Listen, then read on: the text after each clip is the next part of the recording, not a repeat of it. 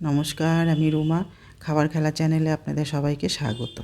আজ আমি রান্না করব চিংড়ি মাছের কষা, কিন্তু আলু দিয়ে করব। এবার চিংড়ি মাছটা কেটে ধুয়ে বেছে ভাজা বসিয়ে দিলাম। আমি কিন্তু এখনও নুন দিইনি। প্রথমে নুনটা দিলে কী হয় বলুন তো, চিংড়ি মাছ থেকে অনেকটা জল ছেড়ে যায়, তাতে করে মাছটাকে অনেকক্ষণ ধরে ভাজতে হয়। আর চিংড়ি মাছ বেশি ভাজা হয়ে গেলে শক্ত হয়ে যায়। এই জন্য আমি জলটা শুকিয়ে যাওয়ার পর নুনটা দিই। এবার কড়াইতে তেল দিয়ে দিলাম, তেল গরম হয়ে গেছে। দিয়ে দিলাম আলু, পেঁয়াজ, টমেটো কুচি। এগুলোকে একটু ভেজে নিব। লাল লাল করে ভাজা হয়ে গেছে। এবার এর মধ্যে দিয়ে দিব হলুদ গুঁড়ো, লঙ্কা গুঁড়ো, পরিমাণ মতো নুন, আর দিয়ে দিব জিরে ধনে গুঁড়োর সাথে কাঁচা লঙ্কা আদা দিয়ে পেস্ট করেছিলাম, ওটাও দিয়ে দিলাম। দিয়ে ভালো করে একটু কষিয়ে নেব। সব একসঙ্গে নেড়ে চেড়ে একটু ভাজা ভাজা করে নিলাম। এর মধ্যে দিয়ে দিলাম মিক্সির বাটি ধোয়া জল,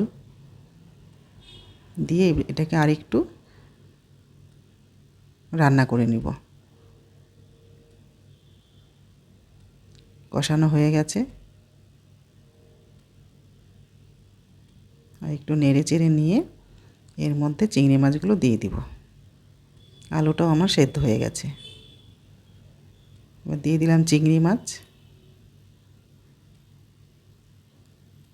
এবার আলুর সাথে মাছটাকে ভালো করে মিশিয়ে নিব।